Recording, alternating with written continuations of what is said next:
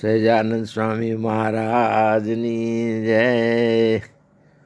પૂર્ણ પુરુષોત્તમ પરબ્રહ્મ પરમાત્મા શ્રી સ્વામિનારાયણ ભગવાન, તેમના ખૂબ જ લાડીલા અને ખૂબ જ કૃપાપાત્ર આપ સૌ મુક્ત મંડળને મારા દંડોત પ્રણામ સહિત ઘણા ઘણા જય સ્વામિનારાયણ. ગઈકાલે આપણે પ્રથમ પ્રકરણનું 17મું વચનામૃત વાંચ્યું. શ્રીજી મહારાજે ભલામણ કરી કે ક્યારેય મોડી વાત કરવી નહીં, આ મારાથી થશે ને આ મારાથી નહીં થાય એવું કોઈ દિવસ મનમાં સંકલ્પ કરવો નહીં. થશે થશે ને થશે જ. We can do it. We can do it. ઢીલા નહીં થવાનું.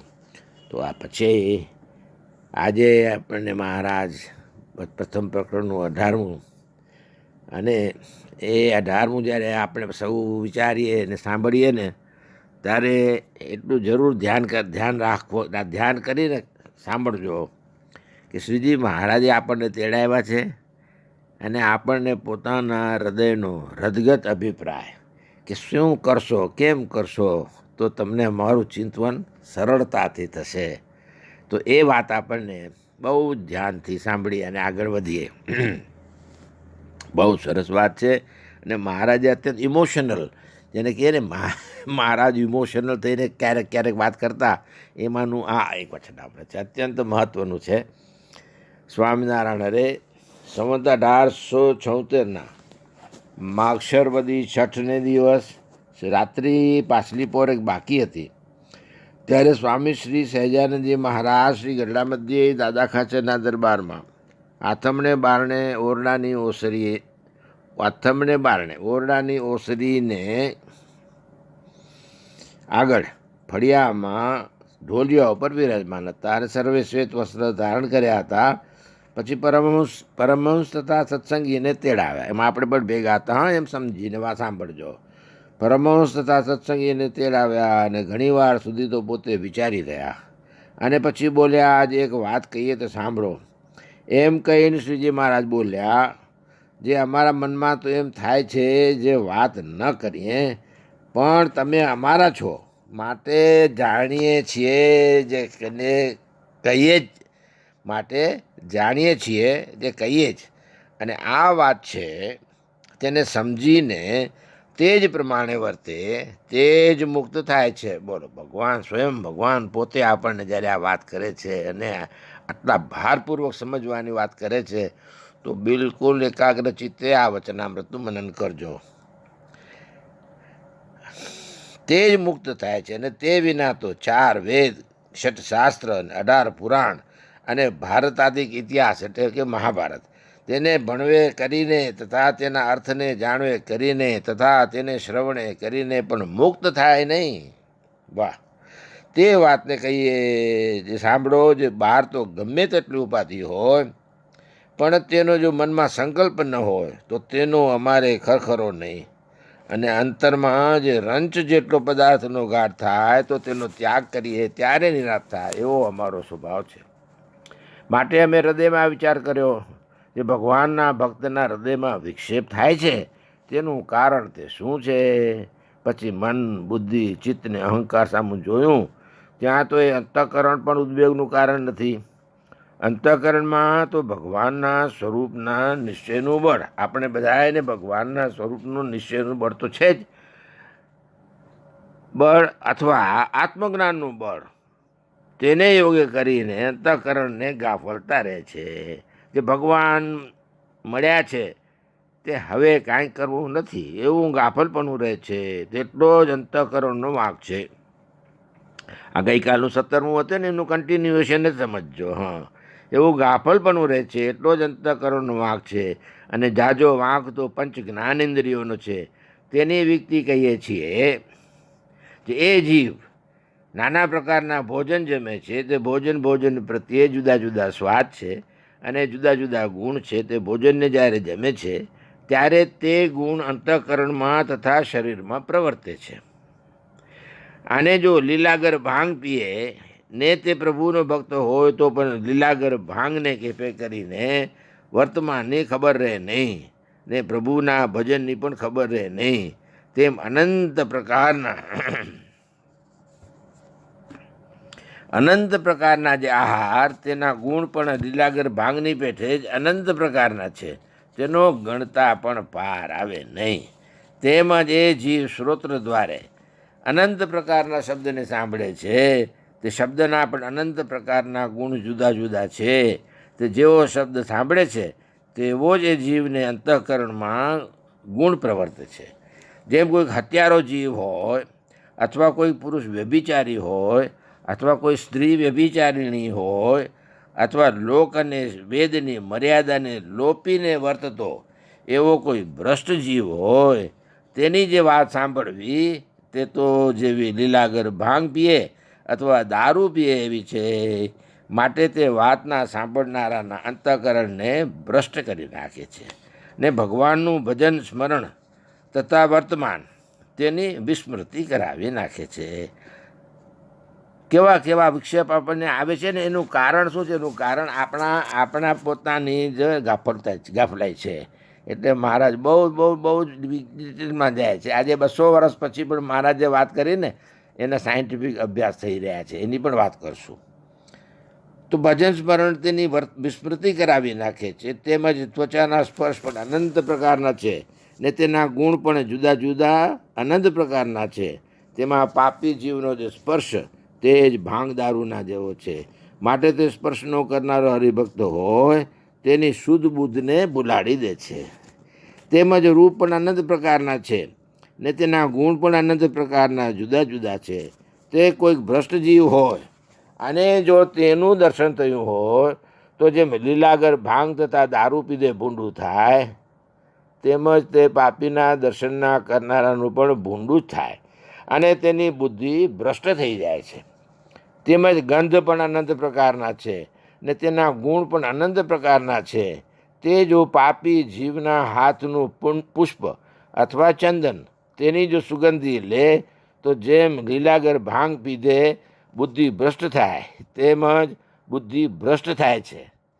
આપણે એલર્ટ રહેવા માટે મહારાજ કેટલી બધી વાત કરે છે. શબ્દ, સ્પર્શ, રસ, બધામાં જો આપણે ગાફલ રહેશું ને તો અંતઃકરણમાં સુખ નહીં આવે. હા, એટલે મહારાજ કહે છે કે એલર્ટ રહેજો, ધ્યાન રાખજો. હા, એવી રીતે જેમ ભૂંડાને યોગે કરીને જીવની બુદ્ધિ ભ્રષ્ટ થાય છે, તેમજ પરમેશ્વર અથવા પરમેશ્વરના સંત તેને યોગે કરીને જીવની બુદ્ધિ સારી થાય છે. અને જીવની બુદ્ધિ ભ્રષ્ટ હોય તો પણ ભગવાનને સંતના શબ્દને સાંભળીએ કરીને ઉત્તમ થાય છે. તેમજ એમને સ્પર્શે કરીને પણ અતિ ઉત્તમ થાય છે. અને વર્તમાનની આડે કરીને મોટા સંતનો સ્પર્શ ન થાય તો તેના ચરણની રજ લઈને માથે ચડાવે તેણે કરીને પવિત્ર થાય. અને તેમજ મોટા સંતને દર્શને કરીને પણ પવિત્ર થાય, પણ વર્તમાન રાખીને દર્શન કરવા. હા, એમાં સ્પર્શનો ખ્યાલ રાખવો. એમાં રાગ ઘૂસી ન જવો જોઈએ. હા, એટલે મહારાજ કહે છે વર્તમાન રાખીને દર્શન કરવા. તેમજ મોટાની પ્રસાદી છે તેને જમવે કરીને પણ પવિત્ર થાય છે. તેમાં પણ વર્ણાશ્રમની મર્યાદા પરમેશ્વરે બાંધી છે. તે મર્યાદાને રાખીને પ્રસાદી લેવી. અને જેને ન ખપે તેને સાકરની પ્રસાદી કરાવીને પ્રસાદી લેવી. તેમજ તે મોટા પુરુષને ચડ્યું એવું જે પુષ્પ, ચંદન તેની સુગંધી લીધે પણ બુદ્ધિ નિર્મળ થાય છે.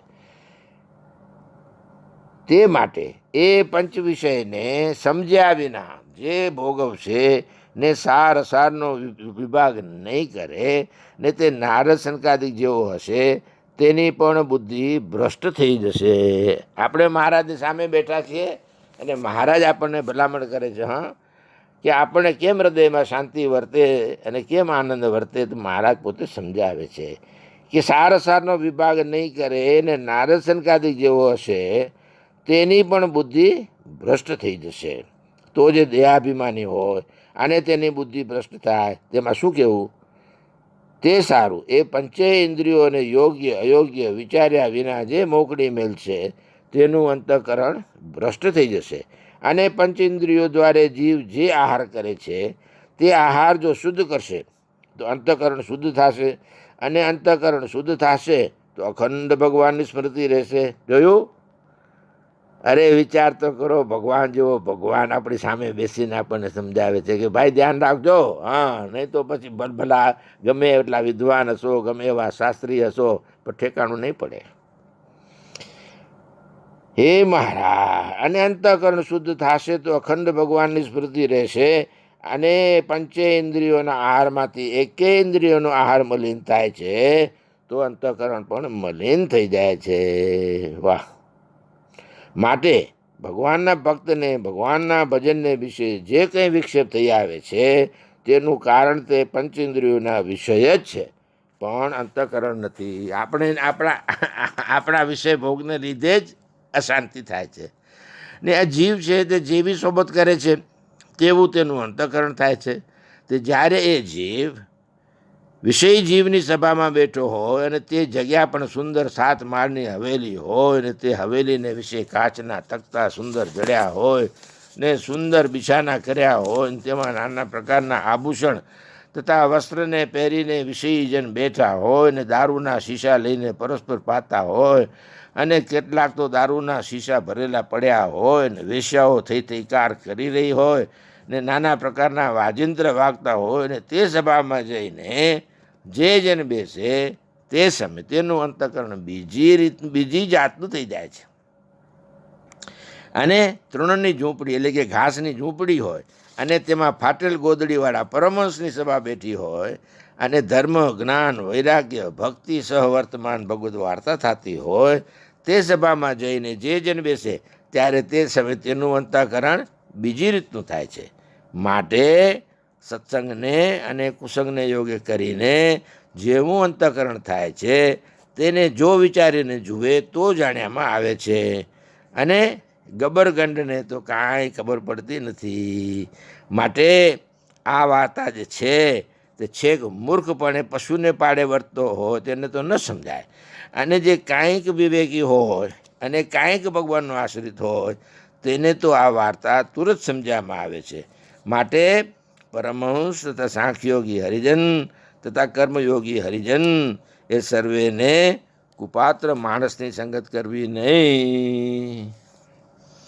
અને સત્સંગ મોર તો ગમે તેવો કુપાત્ર જીવ હોય તોય તેને નિયમ ધરાવીને સત્સંગમાં લેવો, પણ સત્સંગમાં આવ્યા પછી કુપાત્ર પણ રાખે તો બાઈ અથવા ભાઈ જે હોય તેને સત્સંગ બહાર કાઢી મેળવો, અને જો ન કાઢે તો તેમાંથી જાજુ ભૂંડું થાય. જેમ જે આંગળીને સર્પે કરડી હોય અથવા કીડિયારાનો રોગ થયો હોય તો કીડિયારાનો એટલે ગેંગ્રીન, કીડિયારાનો રોગ થયો હોય ને તેટલું અંગ જો તુરત કાપી નાખે તો પંડે કુશળ રહે, ને તેનો લોભ કરે તો જાજો બિગાડ થાય. તે જે કુપાત્ર જીવ જણાય તેનો તત્કાળ ત્યાગ કરજો. અને આ જે અમારું વચન છે તે ભલા થઈને સર્વે જરૂર રાખજો, તો જાણીએ જે તમે અમારી સર્વે સેવા કરી અને અમે પણ તમને સર્વેને આશીર્વાદ દેશું અને તમે ઉપર ઘણા પ્રસન્ન થશું. જે અમારો દાખલો સફળ કર્યો. કેટલા પ્રેમથી મહારાજ સમજાવે છે, અને આટલા પ્રેમથી મહારાજ સમજાવે ને આપણે એને સિરિયસલી ગ્રહણ ન કરીએ તો આપણા નસીબ. ઘણા પ્રસન્ન થશું, જે તમે અમારો દાખલો સફળ કર્યો અને ભગવાનનું ધામ છે ત્યાં આપણ સર્વે ભેળા રહેશું. વાહ! ભેળા રહેશું, અને જો એમ નહીં રહો તો તમારે ને મારે ઘણું છેટું થઈ જશે. એ પણ આપણું ધ્યાન ખેંચે છે. અને ભૂતનું કે બ્રહ્મ રાક્ષસનું દેહ આવશે, બોલો, અને હેરાન થશો. અને જે કંઈ ભગવાનની ભક્તિ કરી હશે તેનું ફળ તો રજડતા કોઈ કાળે પ્રગટ થશે. ત્યારે પણ અમે વાત કરી તે પ્રમાણે રહેશો, ત્યાર પછી મુક્ત થઈને ભગવાનના ધામમાં જશો.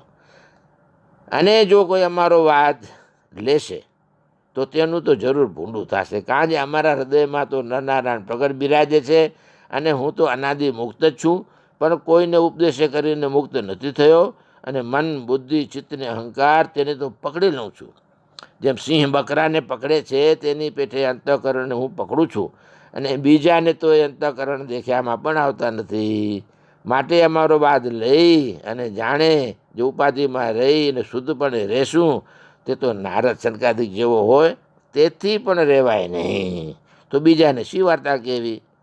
અને અનંત મુક્ત થઈ ગયા અને અનંત થશે તેમાં ઉપાધિમાં રહીને નિર્લેપ રહે એવો કોઈએ થયો નથી ને થશે પણ નહીં ને હમણાં પણ કોઈએ નથી ને કોટી કલ્પ સુધી સાધન કરીને પણ એવો થવાને કોઈ સમર્થ નથી. માટે અમે કહ્યું છે તે પ્રમાણે રહેશો તો રૂડું થશે. અને અમે જે કોઈને હેત કરીને બોલાવીએ છીએ તે તો તેના જીવના રૂડા સારું બોલાવીએ છીએ, અથવા કોઈને હેત કરીને સામું જોઈએ છીએ, અથવા કોઈ સારા ભોજન કરાવે છે તેને જમીએ છીએ, અથવા કોઈ ઢોલીઓ બિછાવી દે છે તે ઉપર બેસીએ છીએ, અથવા કોઈ વસ્ત્ર આભૂષણ તથા પુષ્પના હાર ઇત્યાદિ જે પદાર્થ લાવે છે તેને અંગીકાર કરીએ છીએ. તે તો તેના જીવના રૂડા વાસ્તે અંગીકાર કરીએ છીએ, પણ અમારા સુખને વાસ્તે કરતા નથી. અને જો અમારા સુખને વાસ્તે કરતા હોઈએ તો અમને શ્રી રામાનંદ સ્વામીના સમ છે. માટે એવું વિચારીને કોઈ અમારો વાત કરશોમાં ને પંચેન્દ્રિયોના આહાર છે તેને અતિશય શુદ્ધપણે કરીને રાખજો. અંડરલાઈન કરજો. એ વચન અમારું જરૂર માનજો. ને આ વાત તો સર્વેને સમજાય એવી સુગમ છે, માટે સર્વેના સમજ્યામાં તુરંત આવી જશે.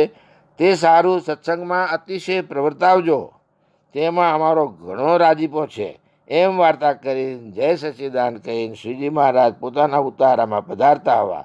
ઇતિ વચનામૃતમ એવી રીતે પ્રથમ પ્રકરણનું 18મું વચનામૃત થયું. પ્લીઝ ફરી મનન કરી અને આનો નિધિધ્યાસ કરજો. જય સ્વામિનારાયણ. જય સ્વામિનારાયણ.